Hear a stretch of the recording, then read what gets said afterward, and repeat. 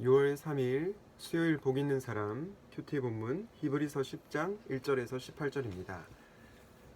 율법은 장차 올 좋은 일의 그림자일 뿐이요 참 형상이 아니므로 해마다 늘 드리는 같은 제사로는 나아오는 자들을 언제나 온전하게 할 수 없느니라. 그렇지 아니하면 섬기는 자들이 단번에 정결하게 되어 다시 죄를 깨닫는 일이 없으리니 어찌 제사 드리는 일을 그치지 아니하였으리요. 그러나 이 제사들에는 해마다 죄를 기억하게 하는 것이 있나니 이는 황소와 염소의 피가 능히 죄를 없이 하지 못함이라. 그러므로 주께서 세상에 임하실 때에 이르시되 하나님이 제사와 예물을 원하지 아니하시고 오직 나를 위하여 한 몸을 예비하셨도다.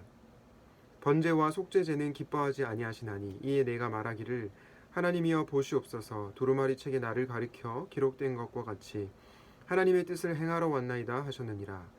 위에 말씀하시기를 주께서는 제사와 예물과 번제와 속죄제는 원하지도 아니하고 기뻐하지도 아니하신다 하셨고 이는 다 율법을 따라 드리는 것이라. 그 후에 말씀하시기를 보시옵소서 내가 하나님의 뜻을 행하러 왔나이다 하셨으니 그 첫째 것은 패하심은 둘째 것을 세우려 하심이라.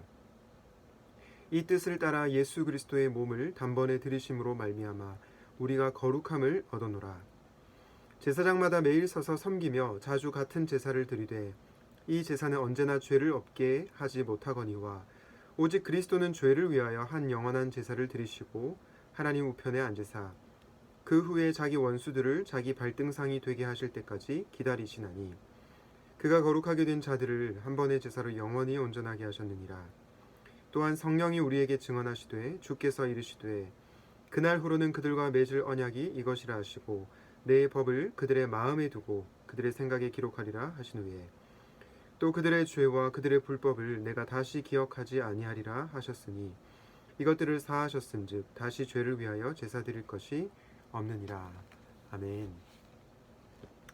오늘은 이미와 아직의 영성이라는 제목으로 하나님 말씀을 전하려고 합니다. 성경에 보면 already but not yet, 즉 이미 그러나 아직 이런 개념이 나오는데요. 예를 들어서 하나님의 나라가 이미 임했다. 그러나 완성될 하나님의 나라는 아직 임하지 않았다. 이미 그러나 아직 이런 개념이 있습니다. 오늘 본문에도 그런 개념이 나오는데요. 히브리서 10장 10절에 보니까 이 뜻을 따라 예수 그리스도의 몸을 단번에 들이심으로 말미암아 우리가 거룩함을 얻었노라 말씀합니다. 여러분, 우리가 거룩함을 얻었다. 이것은 어떤 시제이죠? 과거 시제입니다. 이미 예수 그리스도의 십자가 사건으로 말미암아 우리가 거룩함을 받았다는 겁니다. 그런데 그 다음에 히브리서 10장 14절에 보면요. 그가 거룩하게 된 자들이라고 되어 있는데요. 이 구절을 헬라어 원어로 보면 이 거룩하게 되는 자들을 기술하는 이 분사가 현재형임을 알 수 있습니다. 따라서 여기서 거룩하게 된 자들이란 거룩하게 되어가는 자들, 거룩을 진행 중인 자들을 바로 거룩하게 하는 자들, 거룩하게 된 자들이라고 보실 수 있습니다.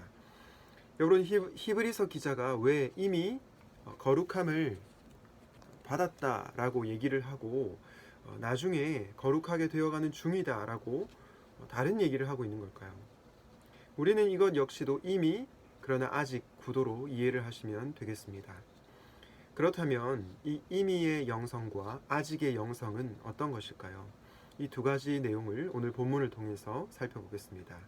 첫째로 이미의 영성은 우리를 율법주의로부터 자유하게 합니다. 무엇으로부터 자유하게 한다고요? 율법주의로부터 우리를 자유하게 합니다.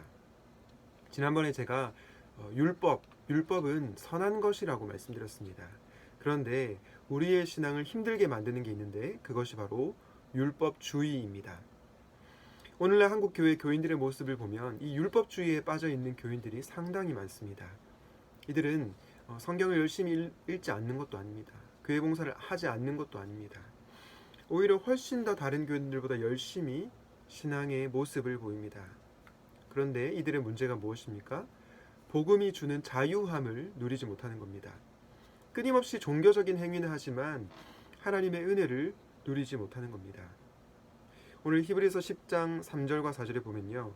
동물로 드리는 제사들에는 해마다 죄를 기억하게 하는 것이 있나니 황소와 염소의 피가 능히 죄를 없이 하지 못한다 합니다.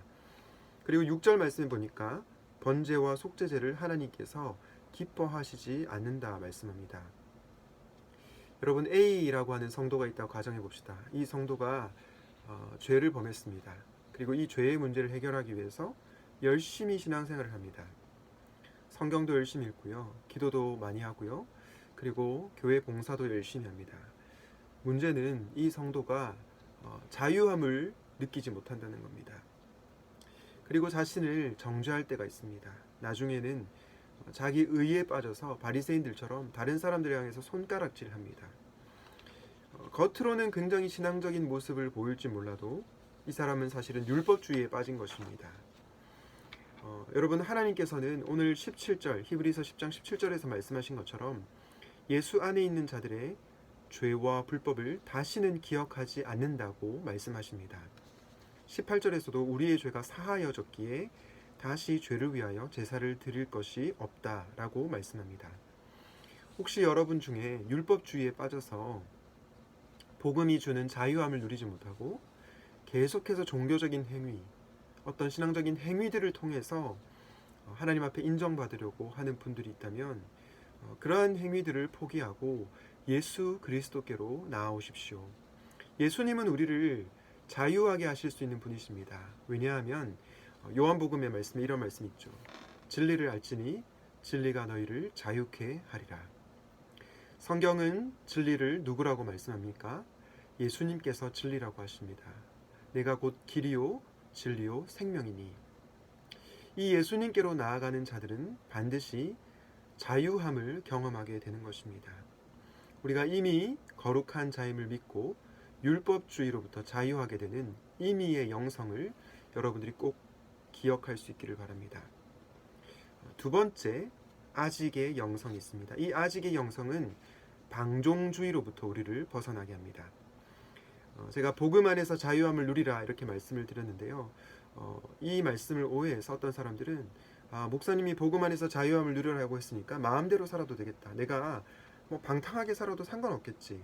네, 이런 생각을 하는 사람들이 없겠지만 혹시라도 그런 생각을 한다면 그것은 하나님께서 주시는 자유를 착각하는 것입니다. 자유를 방종으로 바꿔서 생각하는 것이죠. 주 안에서 사랑하는 여러분, 그리스도인의 자유는요, 죄로의 자유가 아니라 죄로부터의 자유입니다. 갈라디아서 5장 1절에 이렇게 말씀합니다. 그리스도께서 우리를 자유롭게 하려고 자유를 주셨으니 그러므로 굳건하게 서서 다시는 종의 멍에를 매지 말라. 여러분, 그리스도께서 여러분이 죄를 짓는 것을 허용하기 위해서 십자가에 죽으신 것이 아닙니다.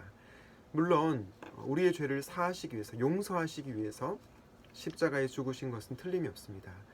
그러나 우리가 죄를 짓도록 십자가에서 죽으신 것이 아닙니다. 사실은 십자가의 은혜, 대속의 은혜를 깊이 있게 깨닫는 자들은 죄를 멀리하게 되어 있는 것입니다. 그런데 여러분, 우리가 어떻게 거룩한 삶을 살아갈 수 있습니까? 오늘 본문 15절에 답이 나오는데요.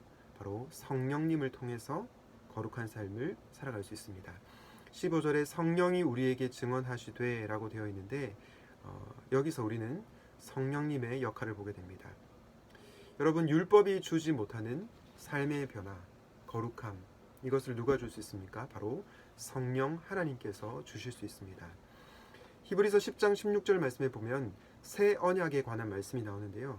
내 법을 그들의 마음에 두고라고 성경은 기록합니다. 여러분, 옛 언약과 새 언약의 차이가 뭐라고 했죠? 옛 언약은 돌판에 기록하는 것이죠. 그런데 새 언약은 하나님께서 우리 마음에 기록하시는 것입니다.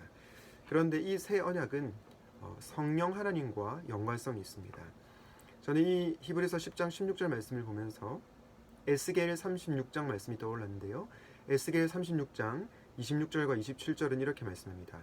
또 새 영을 너희 속에 두고 새 마음을 너희에게 주되 너희 육신에서 굳은 마음을 제거하고 부드러운 마음을 줄 것이며 또 내 영을 너희 속에 두어 너희로 내 율례를 행하게 하리니 너희가 내 규례를 지켜 행할지라.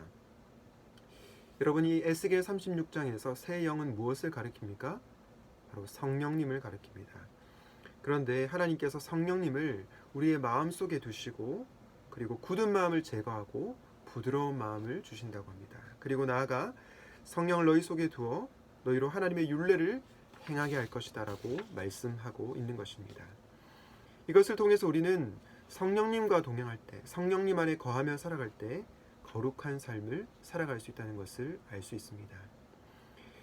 사랑하는 여러분, 하나님께서는 이미 그리스도 안에서 우리를 용서하셨습니다. 우리를 거룩한 자로 삼으셨습니다. 그러나 우리가 거룩하게 되어가는 과정은 우리가 주님 앞에 설 때까지 평생 행해야 하는 과정입니다. 우리는 점진적으로 주님을 닮아가는 것이죠. 주님 앞에 서는 그날까지 우리는 성령님과 동행하며 거룩한 삶을 살아가야 하는 것입니다. 오늘 말씀을 정리하겠습니다. 혹시 여러분들 중에서 율법주의의 노예로 비참한 인생을 살고 있는 분들이 있습니까? 종교적인 행위, 신앙적인 행위는 열심히 하는데 뭔가 복음을 주는 자유함을 누리지 못하고 얽매인 채 살아가는 분들이 있습니까? 그렇다면 이미 우리가 거룩한 자가 되었다는 사실을 기억하고 복음이 주는 자유함을 누리십시오. 그러나 우리가 아직 공사 중이라는 것을 기억하십시오.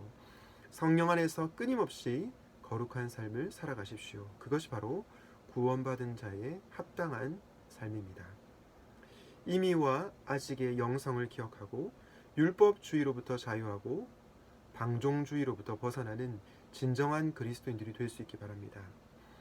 이미와 아직의 영성을 삶 가운데 적용하는 사랑하는 샘물 청년들 되시기를 우리 주님의 이름으로 축원드립니다. 기도하겠습니다. 하나님 아버지, 이미 우리가 예수님 안에서 거룩한 자가 되었음을 믿고 율법주의로부터 자유한 우리가 되게 하여 주시옵소서. 그러나 아직 우리가 하나님 앞에 서는 그날까지 더욱더 거룩한 자가 되어야 할 줄 믿습니다.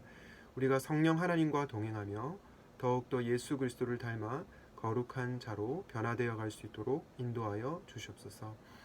거룩하신 예수님의 이름으로 기도드립니다. 아멘.